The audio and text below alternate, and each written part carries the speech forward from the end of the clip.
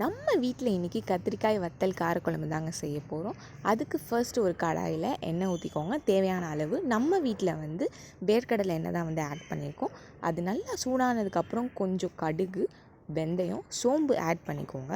அதுக்கப்புறம் ஒரு கையளவு வெங்காயம் ஆட் பண்ணிக்கோங்க. தேவையான அளவு வெங்காயம் ஆட் பண்ணிவிட்டு நல்லா ஃப்ரை பண்ணுங்கள். அது ஒரு பொன்னிறமான கலருக்கு மாறணும். உங்களுக்கே தெரியும் நான் ஏன் சொல்கிறேன்னா, வீடியோ கொஞ்சம் லென்த்தியாக எடுத்தேன். ஸோ அதை பேலன்ஸ் பண்ணுறதுக்காக சொல்கிறேன். ஸோ நீங்கள் நல்லா ஃப்ரை பண்ணிக்கோங்க. நெக்ஸ்ட்டு நம்ம இதில் தக்காளி ஆட் பண்ண போகிறோம். ஸோ அதை ரெடியாக நீங்கள் வச்சுக்கோங்க. நம்ம இதில் 1.5 தக்காளி ஆட் பண்ணுறோம். தக்காளி ஆட் பண்ணிவிட்டு அதை நல்லா இதையுமே நல்லா நீங்கள் ஃப்ரை பண்ணிகிட்டே இருங்க. இது ஒரு பட்ஜெட்டான ரெசிபிங்க. ரொம்ப ஒரு 4 பொருள் 5 பொருள் வச்சு தான் இதை செய்கிறோம். நான் கமெண்ட்டில் சொல்கிறேன் என்னென்ன இன்க்ரீடியன்ட்ஸ்னு. நீங்கள் கண்டிப்பாக ட்ரை பண்ணி பாருங்கள். டேஸ்ட்டு அல்டிமேட்டாக இருக்கும். ஸோ இப்போ நெக்ஸ்ட்டு இதில் தான் நம்ம நம்மளோட மெயின் இன்க்ரீடியண்ட்டை நெக்ஸ்ட்டு ஆட் பண்ண போகிறோம். அதுதான் அந்த வத்தல் கத்திரிக்காய். அதை நம்ம ஆல்ரெடி தண்ணியில் கொதிக்க வச்சு தான் எடுத்து வச்சுருக்கோம். நானுமே கேட்டேன் என்னோடய அம்மா கிட்டே ஏன்னு. அது கொதிச்சா தான் அதோட டேஸ்ட்டும் டெக்ஸ்சரும் நல்லாயிருக்கும்னு சொன்னாங்க. ஸோ நீங்களும் அதே ஃபாலோ பண்ணுங்கள்.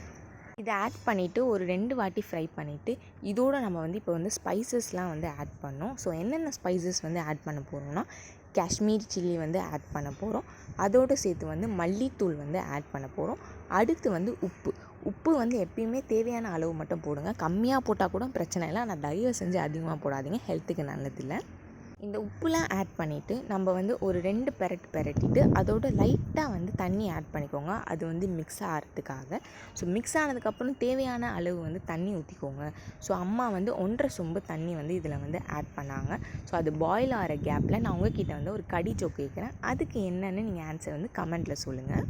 ஒரு 10 பொண்ணுங்க ஒரு கொடை கீழே தான் நிற்கிறாங்க. ஆனால் யாருமே அதில் நனையலையாங்க.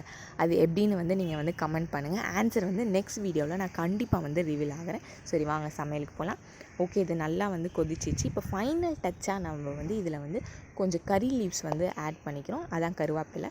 ஸோ அதை ஆட் பண்ணதுக்கப்புறம் லைட்டாக புளி தண்ணி இதில் நம்ம ஆட் பண்ண போகிறோம். புளி தண்ணி புளிப்புக்காக. நார்மலாக உங்களுக்கே தெரியும் நம்ம எப்படி ஆட் பண்ணுறோன்னு.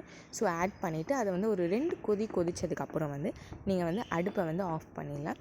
இது அவ்வளோ டேஸ்ட்டாக இருக்குங்க. கண்டிப்பாக நீங்கள் ட்ரை பண்ணி பாருங்கள். இதோட சோறு வச்சு சாப்பிட்டா அருமையாக இருக்கும். ஸோ ட்ரை பண்ணிவிட்டு எனக்கு கமெண்ட்டில் எப்படி இருக்குன்னு சொல்லுங்கள். ஸோ இந்த வீடியோ பிடிச்சிருந்தா லைக் பண்ணுங்கள், ஷேர் பண்ணுங்கள், கமெண்ட் பண்ணுங்கள். மறக்காமல் அந்த பெல் ஐக்கானை ப்ரெஸ் பண்ணிக்கோங்க.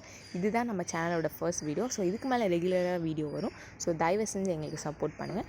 ரொம்ப ரொம்ப நன்றி மக்களே. தேங்க்யூ.